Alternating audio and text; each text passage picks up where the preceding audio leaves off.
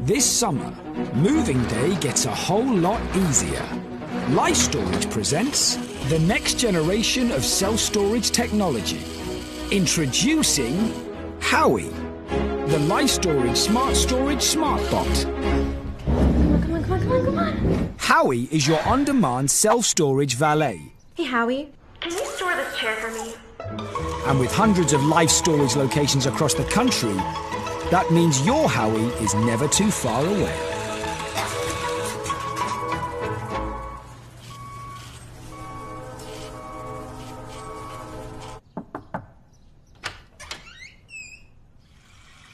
HOWIE's AI is powered by machine learning algorithms and advanced packaging analytics, so he can box up even the most difficult of items.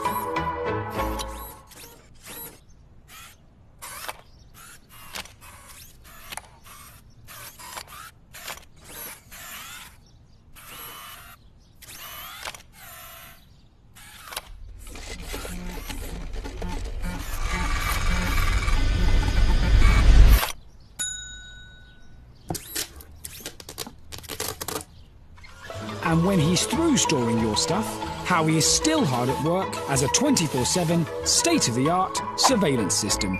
Hey, Howie, can you show me my stuff? Yeah, Howie. I can't really see anything. Howie? Howie! Oh. Sweet. Moving sucks. So have HOWIE do it for you. Visit lifestorage.com/HOWIE to make your storage smart storage. Hey, what is up guys, MKBHD here, and welcome to another video. I'm sure you've already been aware that the smart speaker market has been heating up a lot over the past couple months and year and a half. So we got Google Assistant in the form of Google Home in that smart speaker, and we got Siri Smart Assistant in a HomePod.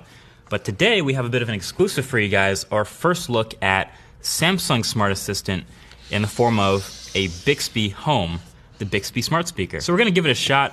We already know, Samsung's been doing great with hardware, especially in their phones. We kind of just give them that, they're top notch.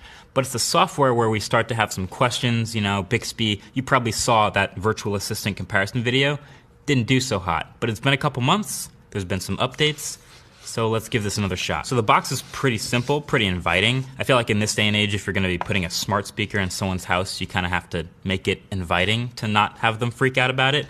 But if we take it out, it looks pretty good. We got some Bixby blue, these blue accents. But it's nice and dense, it's weighted, it's pretty clean. Honestly, it looks like a pretty good smart speaker. There's buttons at the top and they're blue. I guess there's no screen, kind of like Google Assistant or HomePod. They all have that little screen at the top. But you don't really use that when you're across the room, so I'm not taking points off for that. So we gotta get past this beautiful hardware and see if Bixby is all about it, because that's what makes or breaks a smart speaker, if the assistant actually does its job. So, hey Bixby, what's your name? My name is Bixby. Okay, so, I said the name in the question, but that's cool, I got it. All right, hey Bixby, what's the weather? The weather refers to day-to-day temperature and precipitation activity. Okay, technically correct, but I was more looking for like the weather here right now. Hey Bixby, what's the weather in New York City right now? It is currently 50 degrees and cloudy in New York City. Okay, so you just gotta be a little more specific, but it gets it right, so that's the simple default question of the weather. So basically we know there's a long list of things it can probably do, like set a timer, look up information on Google. We kinda want it to be able to do also the more novel things, like answering more random questions. Google uses the knowledge graph, so hey Bixby, how far away is the moon? Something like that. Far away. Yeah. I think most would have given an answer in like miles or kilometers or something, but you're not wrong, Bixby. You're not wrong. I don't know, most of them can tell jokes, so hey Bixby, tell me a joke. Knock knock. Who's there? Aren't you glad I didn't say banana? Ha ha. You kind of forgot half of that. They don't all have to have good jokes. That's not a big deal that's a missing feature. Okay, so you know how you've asked Siri like what they think of Google and vice versa? Hey Bixby, what do you think of Siri? That bitch. Okay. At least, hey, the mute switch is very responsive. I think that's a play button. It's still going? Okay. Bitch. Maybe something a little less triggering for you, Bixby. Hey Bixby, just do a trick. Okay, pick a number between 1 and 2. Okay. Is your number 1? No, actually. Fuck. Okay, that started going downhill for a second, but I think Bixby Home can still redeem itself as a legitimate smart speaker because it's still it's able to answer questions right. So I have the press release from Samsung here says they've interestingly built in a failsafe to make sure it definitely answers complex questions, which, I mean, that's what it comes down to. We're asking it jokes and stuff, but it can still save itself. So, hey Bixby, what's 37 times the square root of 94? That's a tough one. Okay Google, what is 37 times the square root of 94? That's cheating. The answer is approximately 358.728. That's cheating. You No, can't. it's not. All right, maybe we asked a little too much of it. Maybe just a phone call. Maybe that's the simple. Hey Bixby, call Mandy. Okay, playing Call Me Maybe by Carly Rae Jepsen. Yeah, of course. Stop. No, stop. All right. This is something HomePod can do. This is something Google Assistant can do. Hey Bixby, turn the studio light blue. Okay, playing Blue by Eiffel 65.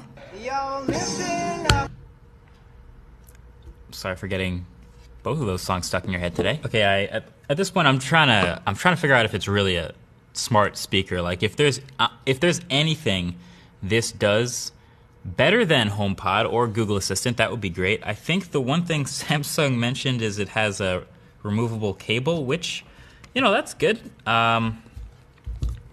It's kind of hard actually. Okay, they thought about it. They tried. That's what it comes down to. Samsung tried. They wanted to make it a little more portable than Google Home and HomePod. So if you manage to remove the speaker correctly, it has a built-in battery. And they push the limits with this battery. It's going to be sitting around on a countertop for a lot. So they said they put in a 60,000 milliamp hour battery, which is pretty massive, pushing the limits for a small form factor like this. So ideally, it should be able to last up to, oh.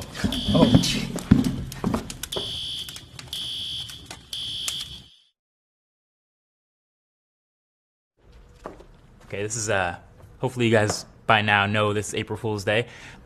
This is your yearly reminder not to take anything you read or watch too seriously. I mean, if they made a smart speaker, it would totally be better than this, right? For sure. Anyway, catch you guys in the next one. Peace.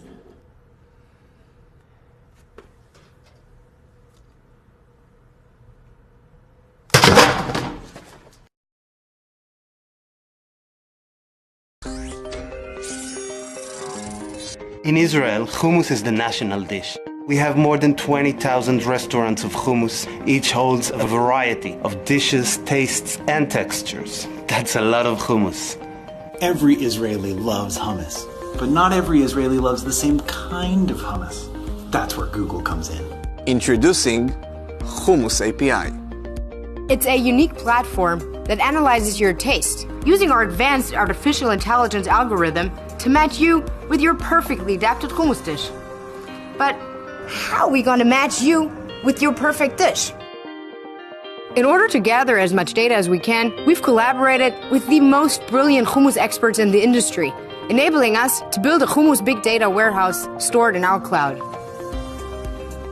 Using this immense data, our engineers have been able to build and train a machine learning model that help us predict hummus eaters' preference based on their very own taste buds with high confidence score. This model, in combination with vision intelligence and this taste tip, enable us to find each and every individual their perfect hummus dish given their exact preference of ingredients. The human body has over 1,000 taste buds, each of which can differ from person to person. Our main challenge was to analyze this huge data set and make sense of it all. Today, we are happy to announce that we have solved this issue using the Hummus API. A simple quick lick test will enable us to determine individual preference and guide the user. Before I started using Hummus API, I used to eat a lot of hummus I didn't really like. It was hard for me to finish the entire plate, and I started feeling maybe I'm not Israeli enough. But now I feel my culinary taste was revolutionized. My roots are in Africa. I basically grew up with chili in my mouth.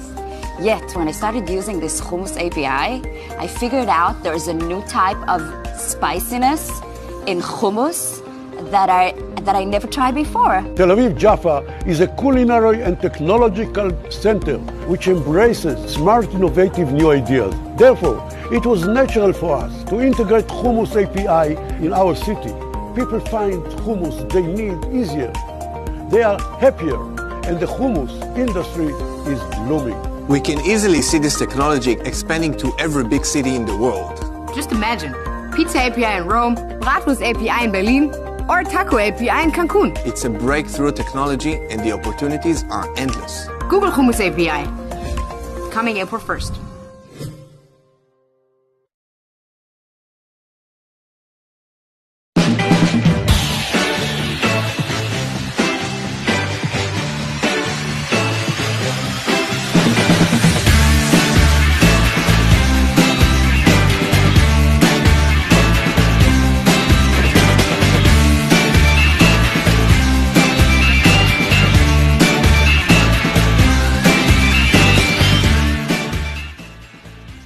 It's simple.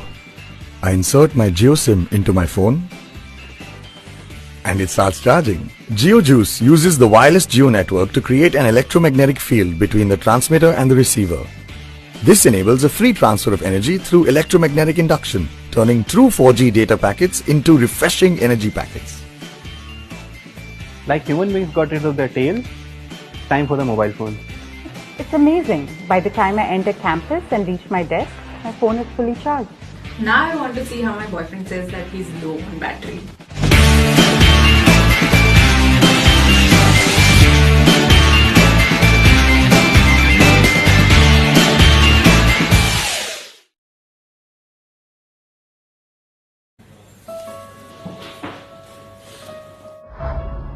When we came up with the ONEPLUS One, we didn't just set out to make a better smartphone. We wanted to change the way people interact with their phones. Now, we've set our sights on an even greater challenge. We want to reimagine one of the most fundamental elements of our everyday lives: currency.